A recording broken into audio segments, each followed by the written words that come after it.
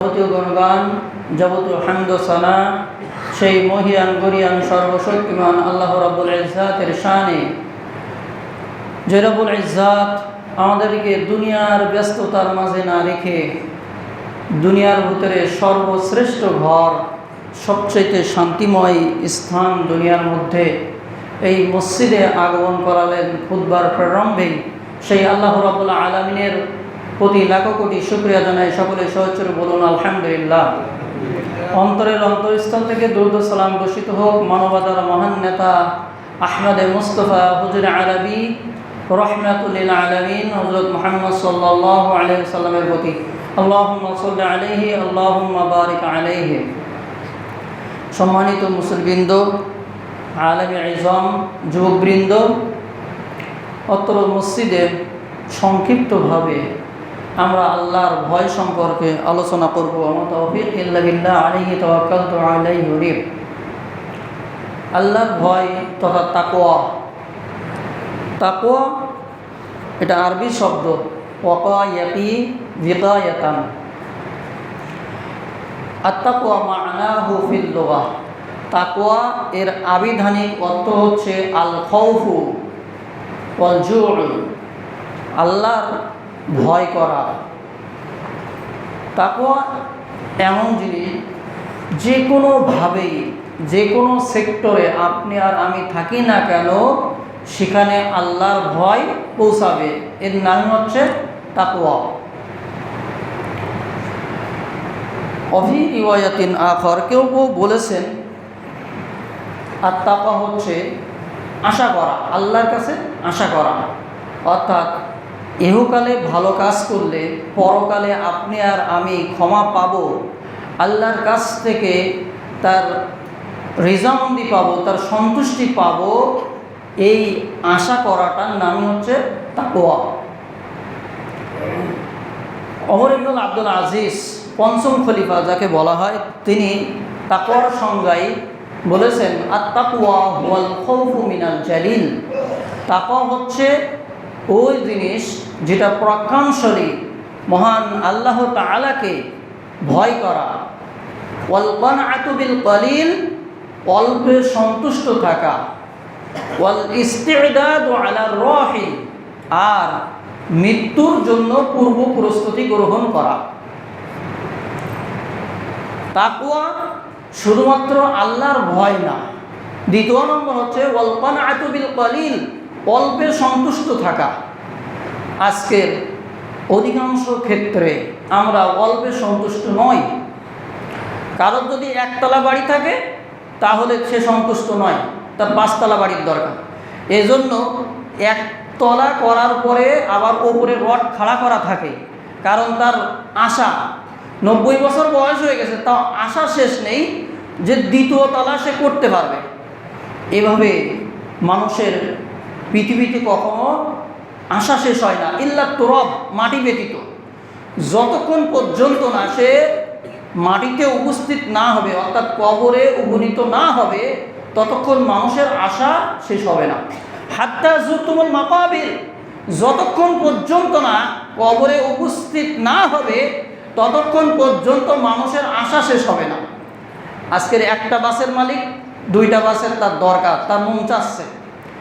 1 বিঘা জমির মালিক 2 বিঘা জমির জন্য তার কল্পনা আছে। মানুষকে যদি একটা স্বর্ণের পাহাড় দেওয়া হয় তবে সে 2টো স্বর্ণের পাহাড়ের জন্য কামনা করবে। তা মানুষের কামনা বাসনা কখনো শেষ হবে না। এই জন্য আল্লাহ তাআলা এই তাকওয়াশীল বান্দাদেরকে বেশি পছন্দ করেন এবং তাকওয়াশীল বান্দাদের সাথেই আল্লাহ তাআলা থাকেন। ওমর ইবনে আব্দুল আজিজ তিনি বলছেন হুয়াল খাউফু মিনাল জালিল ওয়াল কানআতু বিল কলিল, অল্পে সন্তুষ্ট থাকা। এটা একটা মুমিনের জন্য মহৎ গুণ, অল্পে সন্তুষ্ট থাকা। মোহাম্মদ বিন সালেহ আল উসাইমিন সৌদি আরবের গ্র্যান্ড মুফতি, তিনি ছাত্রদেরকে পড়াতেন। তদানীন্তনকালে এত ভালো ব্যবস্থা ছিল না, আধুনিকায়ন ছিল না। কোনো রকম একটা ছাউনি দিয়ে ছাত্রদেরকে তিনি পড়াতেন। তদানীন্তনকালের বাদশাহ ফাহাদ বিন আব্দুল আজিজ তিনি যুবরাজ ছিলেন, তার কাছে গেলেন তিনি বললেন যে আপনার জন্য বাদশার পক্ষ থেকে এই চাবিটা উপহার দেওয়া হয়েছে, একটা মার্সিডিজ গাড়ির চাবি দেওয়া হয়েছে, এসি গাড়ির। তিনি চাবিটা নিয়ত দূরের কথা, চাবিটার দিকে ভ্রুক্ষেপও করলেন না, লক্ষ্য করলেন না। যুবরাজ ফাহাদ বিন আব্দুল আজিজ তিনি তার ওই দুনিয়ার প্রতি বিমুখতা দেখে, দুনিয়াকে নগণ্য দেখে তিনি না পেরে তার পাশে চাবি রেখে আসলেন। মোহাম্মদ বিন সালেহ আল উসাইমিন চাবিটাকে লক্ষ্যও করলেন না। দুনিয়ার মায়া মহব্বত কত কম দেখেন, আল্লাহর প্রতি তার কত ভয় দেখেন। তারপরে বলছেন যে বাদশার পক্ষ থেকে আপনার উনাইজা শহরে একটা এসি বাড়ি আপনার জন্য বরাদ্দ আছে, আপনি বাড়িতে গ্রহণ করেন। তখন তিনি বলছেন আমার বাড়ি লাগবে না, অলরেডি আমি উনাইজা শহরে একটা বাড়ি ক্রয় করেছি। ছাত্ররা সবাই বলছে আলহামদুলিল্লাহ। তখন যুবরাজ চলে গেলেন। চলে যাওয়ার পরে ছাত্ররা প্রশ্ন করতেছেন, ইয়া উস্তাদ আপনার গাড়ি কোথায় আর আপনার বাড়ি কোথায়? আপনি তো গাড়ি নিলেন না। বলছে যে না, আমার গাড়ির দরকার নেই, অলরেডি আমার বাড়ি আছে, ওটাই যথেষ্ট। ছাত্ররা বলছে আলহামদুলিল্লাহ, আপনি বাড়ি ক্রয় করেছেন, তা কোনোদিন তো কখনো বলেন নাই। তখন তিনি বলছেন উনাইজা শহরের প্রাণকেন্দ্রে যে কবরস্থান রয়েছে, এই কবরস্থানের জন্য আমি একটা জায়গা আমার নিজের জন্য ক্রয় করেছি, আলহামদুলিল্লাহ। তখন ছাত্ররা তাদের চোখের পানি ফেলছে আর বলছে আমরা কি মনে করেছিলাম, আর আমাদের উস্তাদ যত মহৎ আমরা কখনো তার সংস্পর্শে থেকে বুঝতে পারি নাই। অতঃপর একজন ছাত্র বললেন যে আজকে আমি আপনাকে দাওয়াত দিচ্ছি, আগামীকাল আমার বিবাহ, আপনি বিবাহে আসবেন। তিনি বললেন যে আমি বিবাহ যেতে পারবো না, তুমি এই পাশে রাখা চাবি এটা তুমি নিয়ে যাও, এটা তোমার বিবাহের উপহার। তখন ছাত্ররা উপহার নিয়ে নিলেন। দেখেন বর্তমান জামানায় আমাদের বাংলাদেশের আলেমদের কি পরিমাণ লোভ কাজ করে। সকল আলেম না, অধিকাংশ আলেমের লোভ কাজ করে। কিভাবে? বক্তাদেরকে মাহফিলে দাওয়াত দিলে তাদের পিএ দিয়ে, পার্সোনাল অ্যাসিস্ট্যান্ট ম্যানেজার যারা থাকে তাদের দ্বারা যে কি পরিমাণ টাকা ডিমান্ড করে, এই শ্রেণীর বক্তাদেরকে দাওয়াত মাঠে আনা যাবে না, কারণ এদের ডিমান্ড বেশি, এদের দাবি বেশি। এইভাবে দাওয়াতের পদ্ধতি না। জনগণ যদি সন্তুষ্ট হয়ে তাদের কিছু হাদিয়া দেয় তাহলে সেটা কথা ভিন্ন। মোহাম্মদ বিন সালেহ আল উসাইমিনের এই জীবন্ত কাহিনী থেকে আমাদের আলেমদের শেখা উচিত যে তার কি পরিমাণ আল্লাহর প্রতি ভয় ছিল। বাদশাহ থেকে গাড়ি বাড়ি সব কিছু দিয়েছেন, কিন্তু সেটাকে তিনি নগণ্য মনে করেছেন, সেটাকে তিনি গ্রহণ করেন নাই। এটাতে বোঝা যায় যে এই আলেমের ভিতরে মোহাম্মদ বিন সালেহ আল উসাইমিনের, যিনি সৌদি আরবের গ্র্যান্ড মুফতি, তার ভিতরে অল্পে সন্তুষ্টি এবং আল্লাহর ভয় কাজ করেছিল, যার কারণে সেটা গ্রহণ করেন নাই। এই জন্য আলেমদের দাওয়াতের প্ল্যাটফর্মে তার দাওয়াতে বেশি ইফেক্টেড বা বেশি প্রকম্পিত হবে মানুষ, তার কথায় বেশি ধার্য থাকবে, কাজ থাকবে, তার কথার বেশি ভার থাকবে যখন তার ভিতরে তাকওয়া থাকবে, তার ভিতরে আল্লাহর ভয় থাকবে, তার ভিতরে দুনিয়ার লোভ লালসতা কাজ করবে না। আল্লাহ তাআলা বাংলার জমিনে এরকম হাজার কোটি আলেম বানিয়ে দিক, যারা নিঃস্বার্থভাবে দুনিয়ার লোভে না, দুনিয়ার মোহে না, আল্লাহর ভয়ে কাজ করবে। আল্লাহ তাআলা তৌফিক দান করুন, আমিন। ওমর ইবনুল আব্দুল আজিজ পঞ্চম খলিফা, তিনি বলছেন তাকওয়া হচ্ছে এই জিনিস, যে জিনিসে আল্লাহর প্রতি অল্পতে মানুষ সন্তুষ্ট হয়। অল্প সন্তুষ্টি কিভাবে বোঝা যাবে? যার কাছে যা আছে, যার কাছে যা আছে তাই নিয়ে যদি সে ব্যক্তি সুখী হয় তাহলে ওই ব্যক্তি চিরসুখী, অন্যথায় কখনো সুখী হওয়া যাবে না। অতএব যার যার আছে সে তাতে সন্তুষ্ট থাকবে। যে কালো, যে বেটে, যে কুজু, যে খুড়া, যে ন্যাংলা, যে প্রতিবন্ধী, যার যে অবস্থায় আল্লাহ তাআলা রেখেছেন, তাকে যদি ভালো মন্দ জিজ্ঞাসা করা হয় কেমন আছেন, বলতে হবে আলহামদুলিল্লাহ। আলহামদুলিল্লাহ, all praise be to Allah who is the lord of merciful. সকল প্রশংসা সেই আল্লাহর জন্য যিনি আমাকে সর্ব অবস্থায় সুখে শান্তিতে রেখেছেন। আলহামদুলিল্লাহ, আল্লাহ আমাকে সুখে রেখেছেন, এই কথা বলতে হবে। কেন? কারণ হচ্ছে এটাই অল্পে সন্তুষ্টির একটা নমুনা। যে কোনো অবস্থায় ব্যবসা বাণিজ্য কেমন যাচ্ছে? আলহামদুলিল্লাহ। হঠাৎ ব্যবসায় লস, হঠাৎ আপনার ব্যবসায় আগুন ধরে গেল। ঢাকায় গুলিস্তানে ব্যবসায়িকদের কোটি কোটি টাকা আগুন ধরে ক্ষতি হয়ে গেল। তারা সাংবাদিকদের সামনে হাও মাও করে ক্রন্দন করতে করতে কাঁদতেছে, কিন্তু ধৈর্য ধরতেছে না। কিন্তু আসসাবরু আউওয়ালা মাররা, প্রথম পর্যায়ে তাকে ধৈর্য ধারণ করতে হবে। সর্বপ্রথম যে ধৈর্য, এই ধৈর্যটা আল্লাহ তাআলার কাছে কাজে লাগবে। অন্যথায় অনেক বিপদ আপদের পরে ধৈর্য ধরলেন, কাজে লাগবে না। তো এই সমস্ত ব্যবসায়ীরা তারা কিন্তু আল্লাহর ভয়ে ক্রন্দন করে নাই, তারা ক্রন্দন করছেন, কান্নাকাটি করছেন, তাদের ব্যবসায় লস হয়ে গেছে বা সব কিছু ক্ষতি হয়ে গেছে। তো আল্লাহর ভয়ে কাঁদতে হবে। সহিহ তারগীব 4707 নম্বর হাদিস, আন ইবনে আব্বাস রাদিয়াল্লাহু আনহু قال قال رسول الله صلى الله عليه وسلم আইনান লা তামাসসাহুমুন নার, দুইটা চোখ কখনো জাহান্নামের আগুন স্পর্শ করবে না। আইনুন বাকাত মিন খশিয়াতিল্লাহ, যে চোখ আল্লাহর ভয়ে কাঁদে ওই চোখ কখনো জাহান্নামের আগুন স্পর্শ করবে না। সুবহানাল্লাহ, আলহামদুলিল্লাহ। ওয়া আইনুন বাকাত মিন মাহারিবিল্লাহ, আর যে আল্লাহর জমিন পাহারা দেয়, আল্লাহর ভয়ে যে ব্যক্তি আল্লাহর জমিন পাহারা দেয়, এই ব্যক্তি কখনো জাহান্নামের আগুনে স্পষ্ট হবে না। প্রথম অংশে চোখ জাহান্নামের আগুন স্পষ্ট করবে না। ব্যক্তি তো দূরের কথা, স্বয়ং চোখ, যে চোখ দিয়ে এক ফোঁটা আল্লাহর ভয়ে পানি পড়ে, অশ্রু ঝরে, ওই চোখ কখনো জাহান্নামে যাবে না। চোখ জাহান্নামে যাবে না, এ কথার অর্থই হচ্ছে ব্যক্তিও জাহান্নামে যাবে না। সুবহানাল্লাহ, আলহামদুলিল্লাহ। আমরা তো দুনিয়ার সয় সম্পদ ধ্বংস হয়ে গেলে, নষ্ট হয়ে গেলে, প্লাবনে, সাইক্লোনে বিভিন্ন সময় আমাদের বিভিন্ন বিপদগ্রস্ত হয়ে আমরা ক্রন্দন করি, কিন্তু আল্লাহর ভয়ে কাঁদি না। বিশেষ করে যুবকরা ভালোবাসার মানুষকে না পেলে ক্রন্দন করে, বিভিন্নভাবে গলায় দড়ি দেয়, সে বিষ খায়, বিভিন্নভাবে সে আত্মহত্যার পথ বেছে নেয়। কিন্তু আত্মহত্যা কবিরা গুনাহ, এটা পাপের কাজ।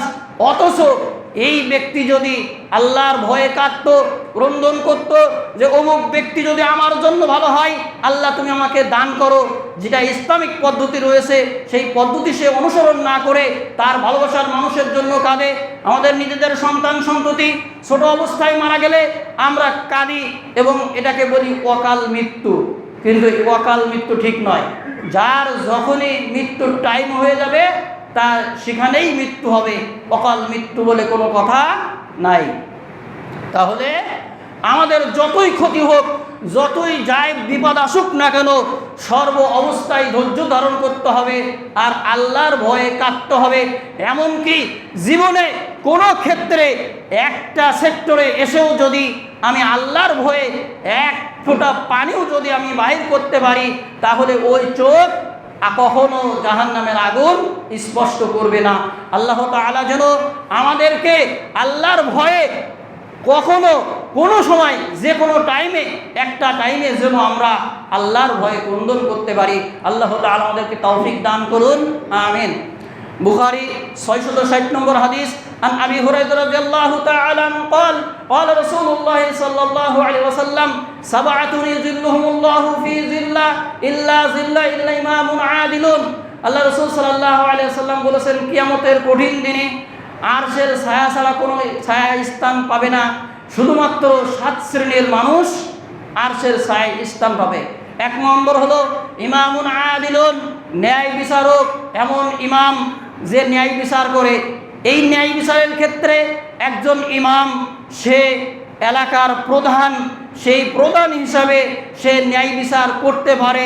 বর্তমান জমানার প্রেক্ষিতে বিভিন্ন আদালত, বিভিন্নভাবে বিভিন্ন বিচারক মানুষ নিয়োগ থাকে, অথচ এই বিচারক নিয়োগ দেওয়ার ক্ষেত্রেও বিশাল দুর্নীতির ফারাক, দুর্নীতির মারপেচ। বিচারক নিয়োগ দিতে হবে নিঃস্বার্থভাবে, সে যেন তার বিচারকে সুন্দরভাবে করতে পারে। অথচ বিচারের নামে দীর্ঘ সূত্রিতা, দীর্ঘ এই বিচার হয়। একটা ব্যক্তির অনেক বছর জেল দেয়, জেল দেওয়ার পরে 30 বছর 20 বছর হয়ে যায়, তারপরে বলে যে লোকটা নির্দোষ, তার কোনো দোষ নেই। তাহলে এতদিন কেন জেল খাটলো? অতএব বিচারের নামে দীর্ঘ সূত্রিতা চলবে না, দীর্ঘায়ু মেয়াদের বিচার চলবে না। একটা ব্যক্তি অপরাধ হলে তাকে স্বল্প সময়ে বিচারের আওতায় এনে বিচার করতে হবে। আজকের বাংলাদেশের বিচার ব্যবস্থা একবারে জিরো টলারেন্সে চলে গিয়েছে, যার কোনো বিচার নেই। দেশে অনেক খুন খারাপি হচ্ছে, হত্যা হচ্ছে, তবু এই হত্যার কোনো বিচার বাংলার মাটিতে হয় না। বিশেষ করে হাদিভাই হত্যা বিচার বিগত সরকারও করে নাই, বর্তমান সরকার করবে কিনা আল্লাহ পাক জানেন। এমনিভাবে সোহাগ হত্যার কোনো বিচার হয় নাই। 8 বছরের মেয়ে, মাত্র শিশু বাচ্চা চাষিয়া, তাকে যে ধর্ষণ করা হলো, এই ধর্ষণের বিচার বাংলার মাটিতে হয় না। এই জন্য বাংলাদেশের মানুষ বর্তমান প্রেক্ষাপটে মানুষ বিচারকের প্রতি অসন্তুষ্ট, যে বিচারকরা সঠিকভাবে বিচার করে না। অথচ তারা যদি সঠিক বিচার করত, কিয়ামতের কঠিন দিনে যদি কোনো আরশের ছায়ায় স্থান না থাকে, তাহলে 1 নম্বর অপরচুনিটি বা চান্স পাইতো এই বিচারক। তাহলে তার উচিত সঠিকভাবে বিচার করা। আল্লাহ রাসূল সাল্লাল্লাহু আলাইহি ওয়াসাল্লাম বলছেন, ইমামুন আদিলুন, ওই বিচারক যে সঠিক বিচার করবে, ওয়াশাবুন নাশআ ফি ইবাদাতিল্লাহ। 2 নম্বর, ওই যে যুবক আল্লাহর ভয়ে তার যৌবনটাকে আল্লাহর ইবাদতে কাটিয়ে দিয়েছে। আজকের যুবকদেরকে দেখলে দেখা যায়, বিশেষ করে ঢাকার বুকে যুবকদের অবস্থা খুবই খারাপ। ধানমন্ডি আদাবর থানা, সেখানে গ্যাংস্টার অর্থাৎ যুবকদের যে ছোট ছোট দল, যাদের বয়স এখনো 18 বছর হয় নাই, 12 থেকে 18 পর্যন্ত যুবকরা এত পরিমাণ সন্ত্রাসবাজ, চাঁদাবাজ, এত পরিমাণ বিভিন্ন লুটপাটের সাথে, ছিনতাইকারীর সাথে এত পরিমাণ জড়িত যে বাংলাদেশের আর্মিরা পর্যন্ত সেখানে ফেল মেরে গেছে দমন করতে গিয়ে। অথচ এটা নিয়ন্ত্রণ করা দরকার। এই সমস্ত যুবকরা যদি তাদের ভিতরে আল্লাহর ভয় থাকতো, তাহলে তারা কখনো এই কাজ করতে পারতো না। তাদের ভিতরে আল্লাহর ভয় নেই। এই জন্য যুবকদেরকে দাওয়াত দিতে হবে আল্লাহর ভয়ের প্রতি। সকল মানুষকে আগে দাওয়াত দিতে হবে যে আল্লাহর ভয় থাকতে হবে। আল্লাহর ভয় যদি থাকে, তাহলে সকল অপরাধ প্রবণতা থেকে সেই ব্যক্তি দূরে থাকতে পারবে। তো এই জন্য আল্লাহর ভয় থাকতে হবে। যুবকরা সর্বদা আল্লাহর ইবাদতে তাদের যৌবনটাকে অতিবাহিত করবে। এই যারা তাদের যৌবনকে কন্ট্রোল করে যে সমস্ত যুবকরা আল্লাহর ইবাদতে বড় হয়, কিয়ামতের কঠিন দিনে যখন কোনো ছায়া থাকবে না, আল্লাহ তাআলা তাদেরকে 2 নম্বরে রেখেছেন অপরচুনিটি বা চান্স, তারা এই আরশের ছায়ায় স্থান পাবে। 3 নম্বর, ওয়ারাজুলুন ইমরাতুন হাসাবিন ওয়া জামালিন, এমন মহিলা যে মহিলা জামাল সুন্দর, হাসাবিন বংশধর ভালো, বিশ্ব সুন্দরী, অনেক ভালো মেয়ে, দেখতে শুনতে খুব সুন্দর, বংশ ভালো না, কিন্তু জামালিন ও হাসাবিন, এবং তার উচ্চ মর্যাদা সম্পর্কে কোনো মানুষ সন্দেহ করে না। সকল দিক থেকে এই মহিলা অনেক উচ্চ বংশীয়, কিন্তু সুন্দরী, কিন্তু চরিত্র খারাপ। যার কারণে সে যুবককে আহ্বান করলো যে আসো তুমি আমার সাথে খারাপ কাজ করো। তখন এই যুবক যদি বলে, ফাকালা ইন্নী আখাফুল্লাহ, আমি তোমার সাথে কথা বলা তো দূরের কথা, রাত 12টার কথা বলা তো দূরের কথা, তোমাকে ছোঁয়া তো দূরের কথা, তোমার কাছেও যাব না, তোমাকে স্পর্শ করব না, এ বিষয়ে আমি আল্লাহকে ভয় করি। সুবহানাল্লাহ। এই যুবক কিয়ামতের কঠিন দিনে যখন কোনো ছায়া থাকবে না, 7 শ্রেণীর ভিতরে এই যুবকও থাকবে, তারা আল্লাহর ছায়ায় স্থান পাবে। আল্লাহু আকবার। আল্লাহ তাআলা আমাদের যুবকদেরকে হিদায়াত দান করুক। এরা যেন ইউসুফ আলাইহিস সালাতু ওয়াস সালামকে যেমন জুলাইখা ডাকছিল, কিন্তু তার ডাকে সাড়া দেয় নাই। সূরা ইউসুফ পড়ে দেখবেন, সেখানে বিস্তারিত বর্ণনা রয়েছে। অথচ প্রাচীন কবি শাহ মোহাম্মদ সগীর তিনি লিখেছিলেন যে জুলাইখা আবার ইউসুফ, এটা বিশাল গল্প তিনি লিখেছেন। এমনিভাবে বিভিন্ন গান বের করেছে যে জুলাইখা ইউসুফের সাথে প্রেম করেছেন ইউসুফ নবী। নাউজুবিল্লাহ, নবীরা কখনো প্রেম করতে পারে না। এই গল্প, এই সাহিত্য নিতান্তই মিথ্যা। কিয়ামতের কঠিন দিনে এদেরকেও আল্লাহর কাঠগড়ায় দাঁড় করানো হবে।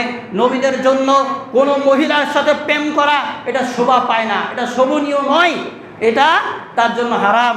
অতএব ইউসুফ আলাইহিস সালাম কখনো প্রেম করেন নাই। সূরা ইউসুফ খুলে দেখবেন, তার শানে নুজুল পড়বেন, তার ব্যাখ্যা বিশ্লেষণ করবেন।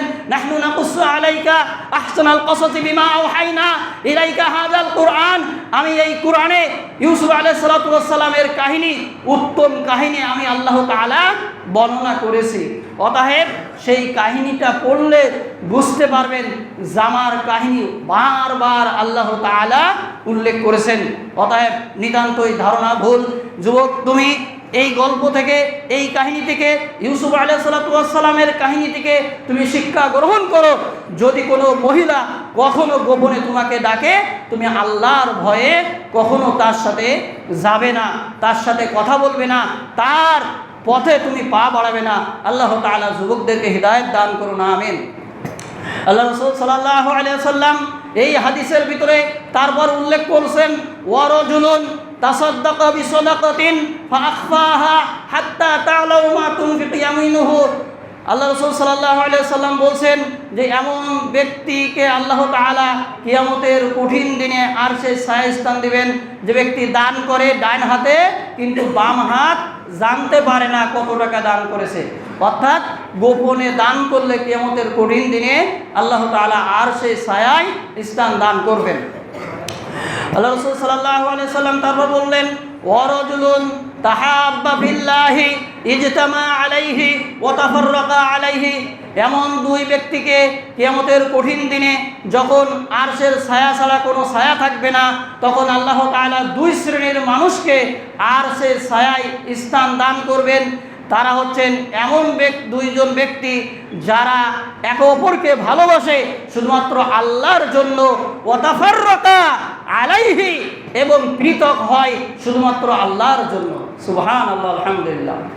এমন যুবক, যে যুবক আরেকজনকে ভালোবাসে, তাকে দেখলে মসজিদে নিয়ে যাবে, তাকে দেখলে ইসলামিক সেমিনারে নিয়ে যাবে, তাকে দেখলে সে মসজিদে নিয়ে যাবে, মাহফিলে নিয়ে যাবে, বিভিন্ন ইসলামিক কথাবার্তা বলবে, তাকে দেখলেই আল্লাহকে পাওয়া যাবে, তার সাথে মিশলে আল্লাহকে পাওয়া যাবে।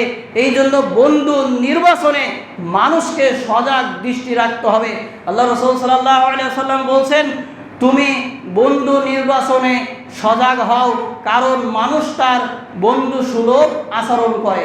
বন্ধু যেরকম আচরণ করবে সে সেরকম আচরণ করে। গবেষণায় দেখা গেছে, যারা বিভিন্ন নিষেধাজ্ঞ দ্রব্যের সাথে যে সমস্ত যুবক আজকের জড়িত, তারা নিজেরাই কখনো আগে নিষেধাজ্ঞ দ্রব্য ধরে নাই, তাদের বন্ধু মহল দিয়ে তাকে নিষেধাজ্ঞ দ্রব্য ধরাইছে। জীবনে কোনোদিন সিগারেট খায় না, কিন্তু খালি মাঠে নিয়ে গেছে, ওই মাঠে, ওই বিভিন্ন জায়গায় বাইপাসে সিপাই সাপাই নিয়ে গেছে যে বন্ধু একটা সিগারেটের টান দাও। এইভাবে তাকে বন্ধু মহল দিয়ে 5 জন 7 জন দিয়ে বারবার ট্রাই করানোর পরে তাকে সিগারেটে অভ্যস্ত করতে পেরেছে। মদ, গাঁজা, হিরোইন থেকে শুরু করে এই সমস্ত অপরাধের সাথে অধিকাংশ ক্ষেত্রে এই বন্ধু মহল জড়িত। অতএব বন্ধু নির্বাচনে আপনাকে আমাকে সজাগ দৃষ্টি রাখতে হবে, আমি কার সাথে বন্ধুত্ব করছি। আল্লাহ রাসূল সাল্লাল্লাহু আলাইহি ওয়াসাল্লাম বলছেন, ওয়ারাজুলুন কলবুহু মুআল্লাকুন ফিল মাসাজিদ। আর কিয়ামতের কঠিন দিনে আল্লাহ তাআলা আরশের ছায়ায় তাকে স্থান দিবেন এমন লোকদেরকে, যে লোক তার অন্তরটা মসজিদের সাথে লটকানো থাকে। সুবহানাল্লাহ, আলহামদুলিল্লাহ। এক্ষেত্রে মসজিদের সভাপতি হতে পারে, মসজিদের ইমাম সাহেব হতে পারে, মসজিদের মুয়াজ্জিন সাহেব হতে পারে, মসজিদের সেক্রেটারি হতে পারে, মসজিদের ক্যাশিয়ার হতে পারে, সকলেই এর অন্তর্ভুক্ত হতে পারে, মসজিদের মুসল্লি হতে পারে। কোনো মসজিদের কমিটি যদি তাদের সুন্দরভাবে তার আমানতকে রক্ষা করে দায়িত্বকে সে বরখিলাপ না করে সুন্দরভাবে তার দায়িত্বের পালন করে, তাহলে কিয়ামতের দিন কঠিন দিনে সেও আরশে ছায়া স্থান পেতে পারে। এমন মুসল্লি জোহরের নামাজ পড়ে যাবে, কিন্তু বাড়ি যাওয়ার পরে তার মনটা আনসান করবে, তার মনটা চিনচিন করবে, তার মনটা সর্বদা আল্লাহর ভয়ে বলবে যে আমি মসজিদে যাব, এভাবে তার মনটা সর্বদা চাবে। তার ব্রেন মগজে সর্বদা মসজিদে যাওয়ার জন্য পাগল প্রায় হয়ে থাকবে। তাহলে এই শ্রেণীর মানুষকে আল্লাহ তাআলা কিয়ামতের কঠিন দিনে আর সেই ছায়া স্থান দিবেন। 7 নম্বর, আল্লাহ রাসূল সাল্লাল্লাহু আলাইহি ওয়াসাল্লাম বলছেন, ওই ব্যক্তিকে আল্লাহ তাআলা ওয়া রাজুলুন ফাফাযাত আইনাহু, ওই ব্যক্তিকে কিয়ামতের কঠিন দিনে আল্লাহ তাআলা আর সেই ছায়া স্থান দান করবেন যে ব্যক্তি তার চোখ থেকে আল্লাহর ভয়ে 1 ফোঁটা অশ্রু বা পানি ঝরিয়েছেন। সুবহানাল্লাহ, আলহামদুলিল্লাহ। আল্লাহর ভয়ে চোখ থেকে অশ্রু ঝরাতে হবে, দুনিয়ায় কোনো মানুষের জন্য ঝরালে হবে না। আল্লাহ রাসূল সাল্লাল্লাহু আলাইহি ওয়াসাল্লাম এর কাছে কোরআনের অসংখ্য আয়াত নাজিল হয়েছে, যে আল্লাহকে ভয় করো, আল্লাহকে ভয় করলে তুমি আল্লাহকে পাবে, আল্লাহর সাথেই থাকতে পাবে।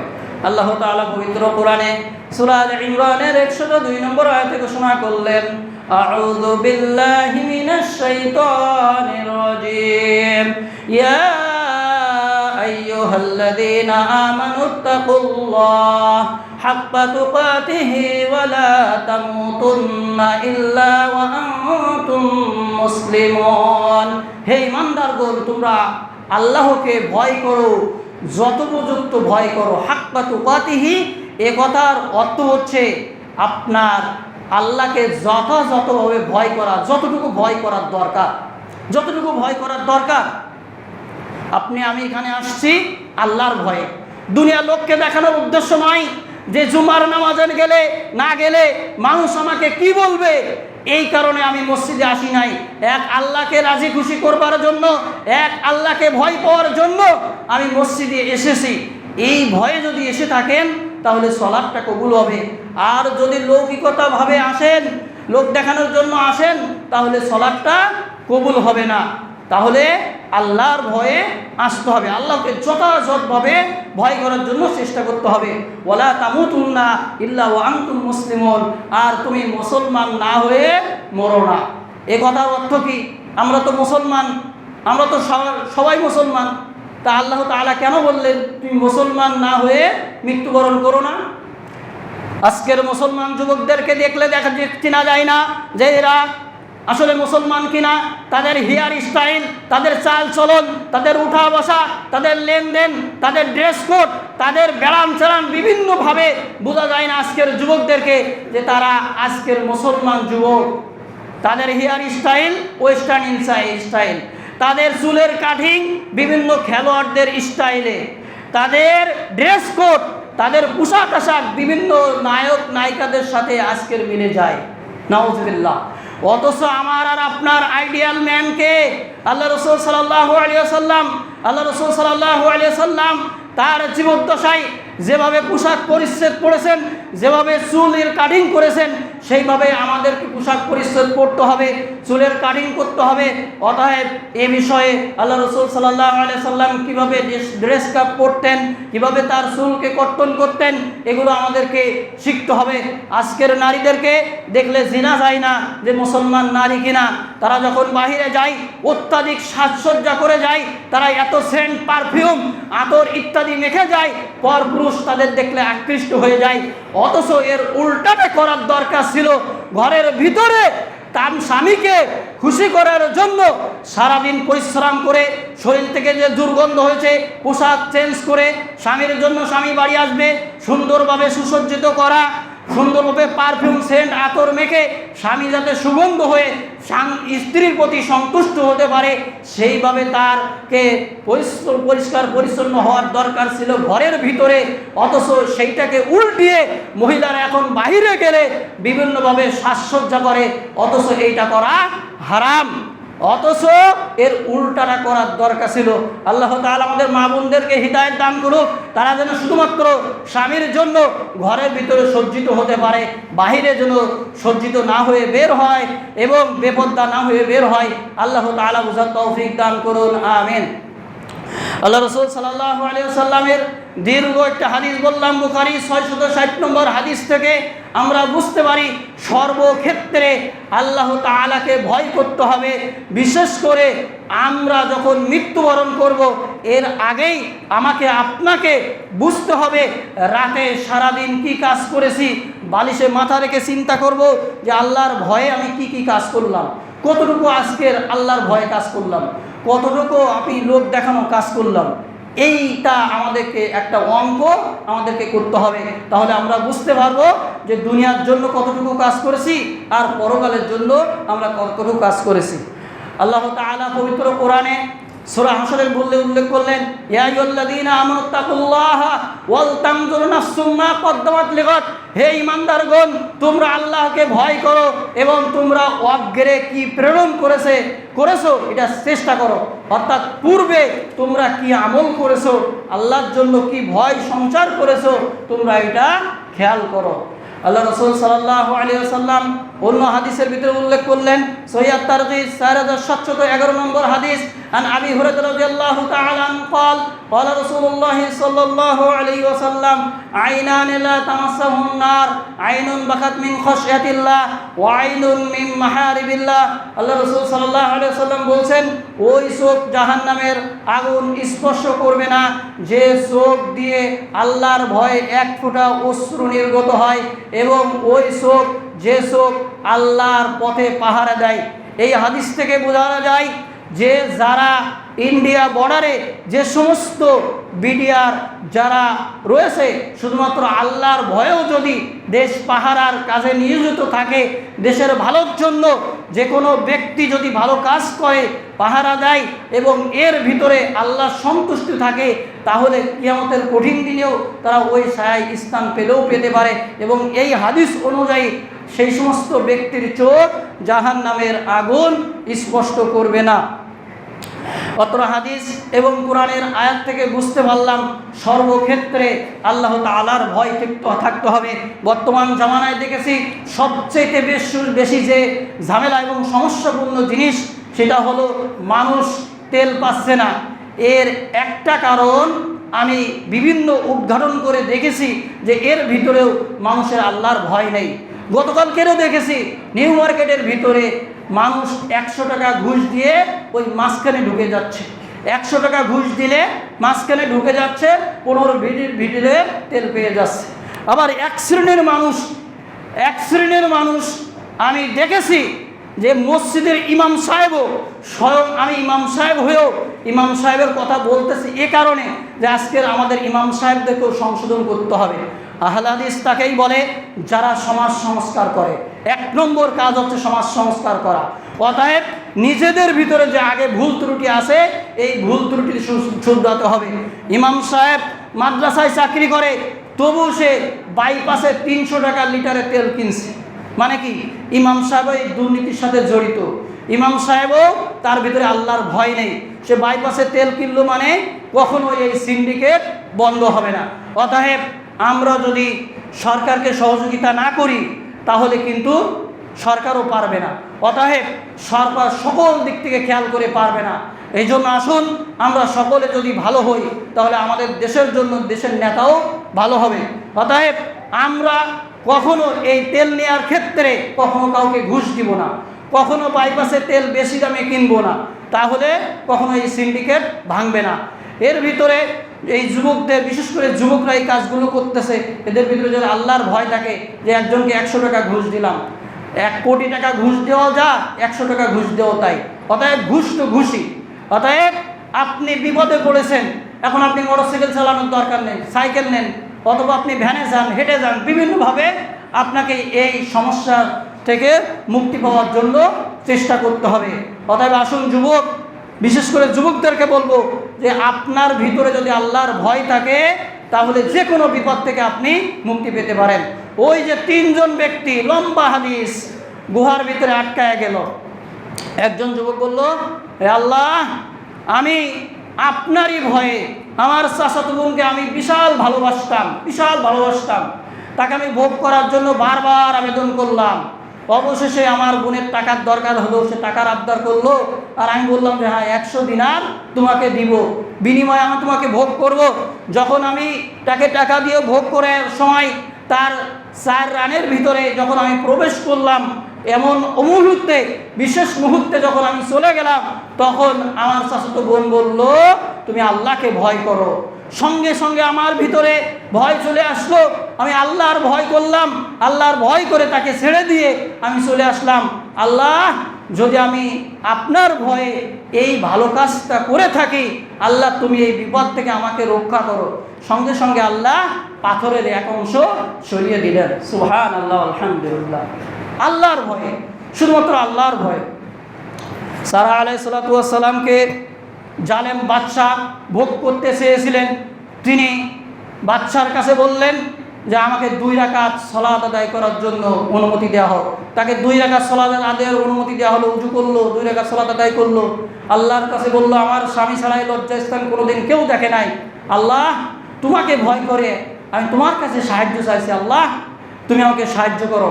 সঙ্গে সঙ্গে ওই জালেম বাদশাহ অবাক হয়ে পড়ে গেল, আর তখন তিনি বললেন, এ শয়তান, একে নিয়ে যাও।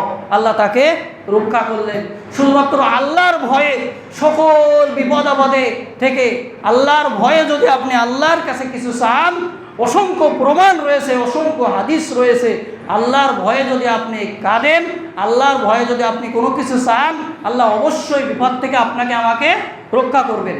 আল্লাহ তাআলা এই প্রসঙ্গে গ্যারান্টি দিয়ে সূরা তালাকের 4 নম্বর আয়াতে ঘোষণা করছেন, ওয়ামান ইয়াত্তাকিল্লাহা ইয়ারযুকহু মিন হাইসু লা ইয়াহতাসিব ওয়ামান ইয়াত্তাকিল্লাহা ইয়াজআল লাহু মাখরাজা। আল্লাহ তাআলা বললেন, ওয়ামান ইয়াত্তাকিল্লাহ, যে ব্যক্তি আল্লাহকে ভয় করে, ইয়াজআল লাহু মাখরাজা, আল্লাহ তাআলা তাকে কঠিন বিপদ থেকে উত্তরণের পথ বাহির করে দিয়ে থাকেন। দুনিয়ার কোনো ফাঁক নাই যে ফাঁক থেকে বিপদ থেকে সে দূর হতে পারে, অথচ কোনো রকম ফাঁক আল্লাহ তাআলা বাইর করে দিবেন এই বিপদ থেকে উদ্ধার করার জন্য, যদি আল্লাহকে আপনি ভয় করেন। অন্য আয়াতে এর কিছু শেষের দিকে আল্লাহ তাআলা বলছেন, ওয়া ইয়াত্তাকিল্লাহা ইয়ারযুকহু মিন হাইসু লা ইয়াহতাসিব, আল্লাহ তাআলাকে যে ব্যক্তি ভয় করে, আল্লাহ তাকে এমন উৎস থেকে, এমন স্থান থেকে তার রিজিকের ব্যবস্থা করেন যার কল্পনা মানুষ কোনোদিন করে নাই। সুবহানাল্লাহ, আলহামদুলিল্লাহ। সবই রিজিক। আপনার পোশাক আপনার রিজিক, আপনার মোটরসাইকেলের তেল আপনার রিজিক, আপনার জমিন আপনার রিজিক, আপনার বিবি, আপনার বাইল বাচ্চা যা কিছু রয়েছে সব আপনার রিজিক। অতএব রিজিকের দোহাই দিতে পারবেন না, কঠিন বিপদে আপনি কখনো হারামে জড়িত পারবেন না, এমন অবস্থায় পড়বেন না যে অবস্থায় পড়লে আপনাকে হারাম গ্রহণ করা বৈধ, এটা কথা ভিন্ন। যুদ্ধক্ষেত্রে কোনো খাবার নেই, মরে যাচ্ছে না খেয়ে, কি করবেন? তো সাপ রয়েছে, হারাম জিনিস, তখন আপনি বাঁচার সাথে যুদ্ধক্ষেত্রে সাপ আপনি খাইতে পারেন, কিন্তু এমন বিপদ তো আসে নাই যে আপনি হারামে জড়াতে পারেন। অতএব আসুন বন্ধুগণ, আলেমে ইসলাম, যুবকবৃন্দ, মা বোনেরা, সকলের সর্বক্ষেত্রে আসুন আমরা আল্লাহকে ভয় করি। আল্লাহকে ভয় করলে সকল পাপ থেকে আমরা দূরে থাকতে পারবো। আল্লাহ তাআলা যেন আমাকে আপনাকে সকল বিপদ আপদে ধৈর্য ধারণ করে আল্লাহকে ভয় করে যেন আমরা খাঁটি মুসলমান হয়ে কবরে যেতে পারি। আল্লাহ তাআলা আমাদের সেই তৌফিক, সেই মনোবল, সেই শক্তি আমাদের ব্রেনে ঢুকিয়ে দিন। আমিন। ওয়া আখিরু দাওয়ানা আনিল হামদুলিল্লাহি রাব্বিল আলামিন।